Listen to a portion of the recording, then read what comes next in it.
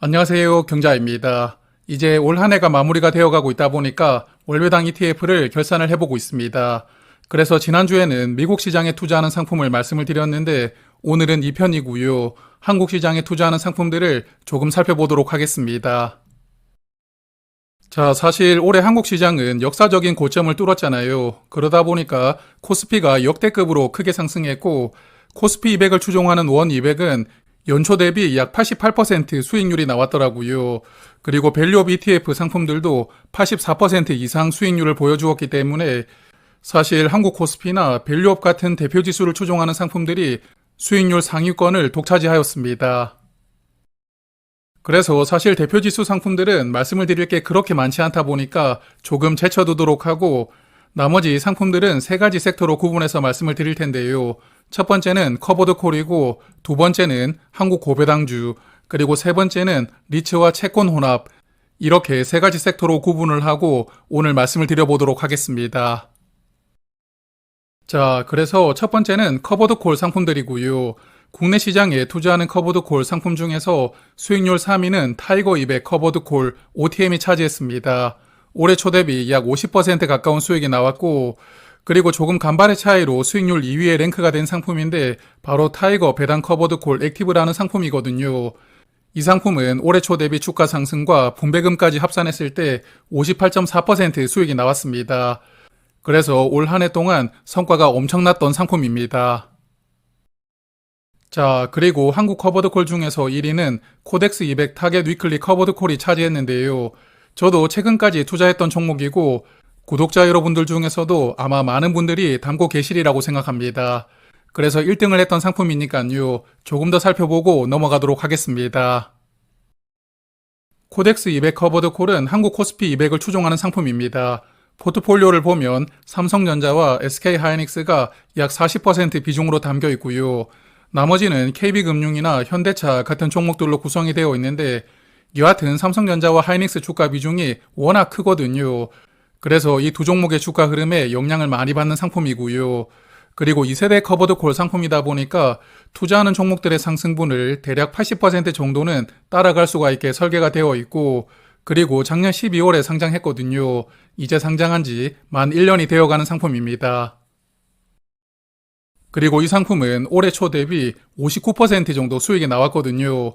앞서 보셨던 코스피 200 오리지널 상품보다는 성과가 조금 적긴 하지만 커버드콜 상품이기 때문에 어쩔 수가 없다고 생각하고요. 그래도 한 해 동안 약 60%였고 하반기에만 약 30% 수익이 나왔기 때문에 올해 보여주었던 퍼포먼스가 정말 대단했던 상품입니다. 그러다 보니까 투자하는 분들이 정말 많아졌는데 현재 자산 규모가 약 1.9조 원이더라고요. 한국에 상장되어 있는 모든 커버드콜 상품 중에서도 자산 규모가 가장 많은 상품입니다. 그리고 실제 수수료가 0.5% 정도 적용되고 있습니다. 그리고 매달 중순을 기준으로 분배하는데 이번 달 12월에는 196원을 분배하였거든요. 그렇지만 올해 평균으로 보면 163원씩 분배하였으니까 연간 분배율은 대략 15% 정도 되고요. 그리고 제가 자주 말씀을 드렸기 때문에 이미 잘 아시겠지만 한국 시장에 투자하는 커버드콜은 분배금 중의 일부가 비과세로 지급됩니다. 옵션을 매도하고 받는 분배금은 비과세로 받을 수가 있는데 이 상품의 경우에는 분배금 중에 대략 90%는 옵션을 매도하고 분배금을 지급하거든요. 그래서 분배금 대부분을 비과세로 받을 수가 있고 절세 목적으로 큰 장점이 있다 보니까 투자하는 분들이 빠르게 늘어났던 것이 아니었나 그런 생각을 하고 있습니다. 자, 그리고 수익률이 좋았던 상품이 있었다면 조금 부진했던 상품도 있었을 텐데 그래서 올해 성과가 저조했던 상품들을 보니까 타이거 200 커버드콜은 올 한 해 약 30% 수익이 나왔습니다. 그래서 코스피 200을 추종하긴 하지만 1세대 커버드콜이다 보니까 상대적으로 수익률이 조금 저조하였고요. 그리고 라이즈 200 고배당 커버드콜은 25.6%였고 플러스 고배당주 위클리 커버드콜은 12.7%로 성과가 가장 부진했는데요. 이 두 상품은 커버드콜 전략 때문에 삼성전자나 하이닉스보다 배당주들의 주가가 더 올라가야만 수익이 확대되는 상품이거든요. 그렇지만 올해는 삼성전자나 하이닉스 주가 흐름이 워낙 좋았다 보니까 이 상품들은 수익률이 오히려 감소했고 그래서 길게 말씀을 드리면 조금 복잡하니까 그냥 커버드콜 전략 때문에 성과가 상대적으로 부진했다고 말씀을 드리고요. 다음 내용으로 넘어가겠습니다.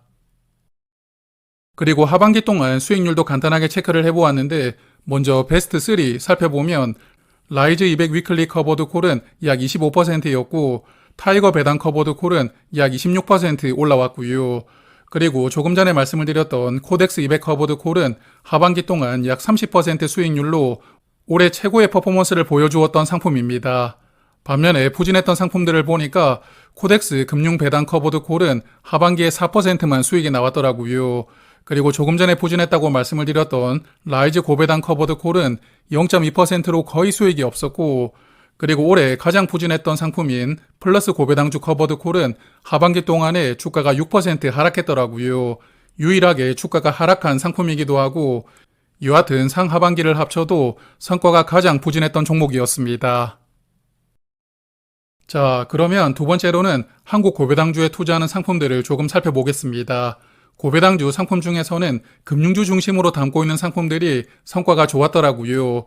타이거 은행 고배당 플러스 탑10은 올 한 해 동안 약 65% 수익이 나왔고, 라이즈 코리아 금융 고배당은 약 68%로 고배당주 중에서도 수익률 2위에 랭크가 될 정도로 아주 뛰어난 성적을 보여주었습니다.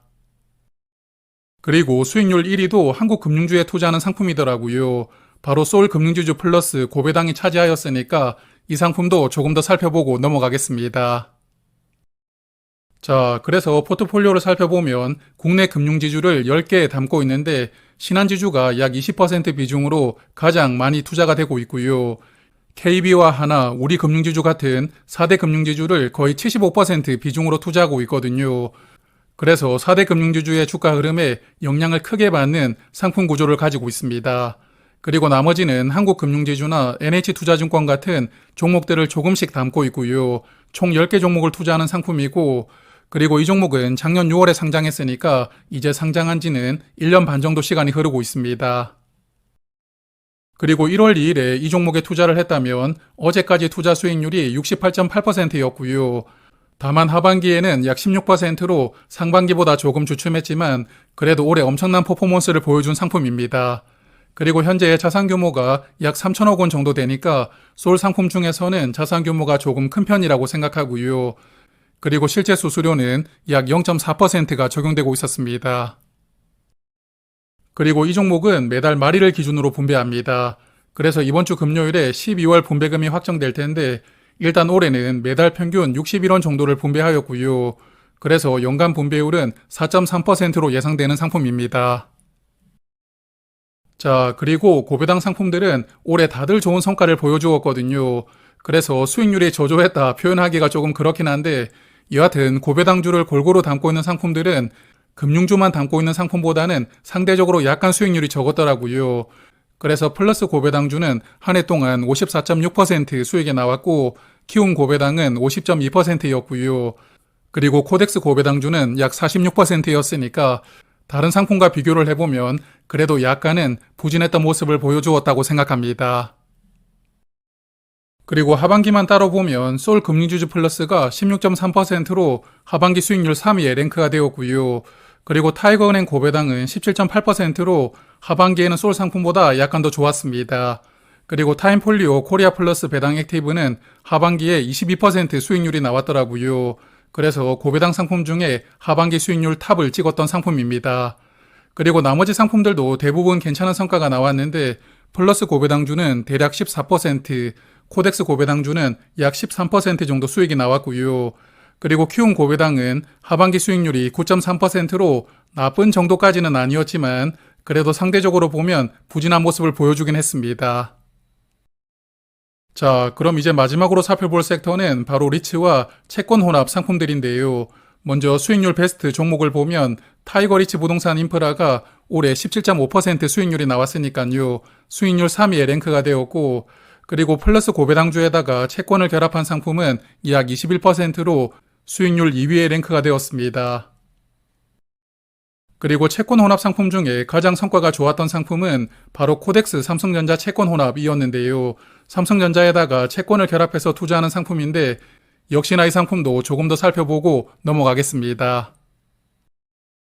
자, 먼저 포트폴리오를 보니까 심플하더라고요. 삼성전자가 대략 30% 정도 담겨 있고 나머지는 한국 정부에서 발행하는 국채 중심으로 약 70%를 투자하는 상품입니다.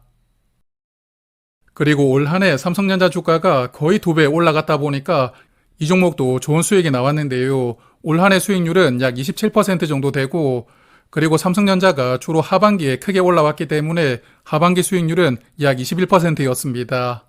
그래서 삼성전자를 30%만 담고 있다 보니까 상승률이 일부만 반영되긴 했지만 그래도 채권 혼합 상품치고는 아주 큰 수익이 나왔던 상품이고요.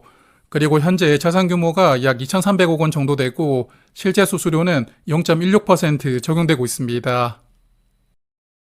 그리고 이 종목은 월 중순을 기준으로 분배하는데 최근에는 20원대 분배금을 지급하고 있지만 상반기에는 분배금이 조금 적었거든요. 그래서 월 평균으로 보면 약 19원 정도 분배하고 있는데 사실 삼성전자의 배당금과 국채 이자를 고려했을 때는 분배금을 조금 적게 주는 것은 아닌가 그런 느낌도 살짝 들더라고요. 여하튼 분배금이 적게 지급된다면 그만큼 주가는 더 올라가니까 큰 문제는 없다고 생각을 하고, 그래서 올 한 해 지급했던 분배금을 기반으로 보면 연간 분배율은 약 1.7%로 예상됩니다. 자, 그리고 올해는 주식시장이 아주 좋았다 보니까 부진했던 상품들도 전부 10% 이상은 수익이 나왔더라고요. 다들 괜찮았지만 그래도 저조했던 상품들을 살펴보면 코덱스 한국부동산 리츠는 14.2%였고 원 한국부동산 탑3 플러스는 올해 수익률이 12.5%였습니다. 다른 리츠보다 성과가 약간 적었고요. 그리고 타이거 리츠에다가 채권을 결합한 상품은 올 한 해 동안 11.6% 수익이 나왔으니까 채권 혼합치고는 괜찮은 수익률이지만 그래도 상대적으로 보면 수익률이 가장 부진했던 상품이긴 합니다. 그리고 하반기만 따로 살펴보면 플러스 K리츠와 타이거 리츠 부동산 인프라는 대략 8%로 하반기에 수익률 좋았고요. 그리고 조금 전에 1위 상품으로 말씀을 드렸던 코덱스 삼성전자 채권 혼합이 하반기 동안 약 21% 올라왔으니까 압도적으로 1위를 차지했습니다. 반면에 원 한국부동산과 플러스 고배당주 채권 혼합은 약 5%로 수익률이 약간 부진했고요. 그리고 코덱스 배당성장 채권 혼합은 하반기 수익률이 2.6%였으니까요. 사실 하반기에 코스피가 폭발적으로 올라왔다는 것을 감안해 보면 조금은 아쉬웠던 성적이라고 생각합니다. 자, 그래서 오늘은 한국 시장에 투자하는 상품들의 올해 성적을 말씀을 드려보았는데요. 사실 내년에도 올해 정도의 큰 성과가 나오는 것은 저는 거의 불가능하다고 생각합니다. 그래도 이제 한국도 올해는 박스권 상단을 결국은 뚫어냈으니까요. 내년부터는 미국 시장처럼 꾸준하게 올라가주는 흐름을 조금 기대를 해보도록 하고요. 그러면 구독자 여러분들 편안하고 행복한 크리스마스 보내시길 바라겠습니다. 고맙습니다.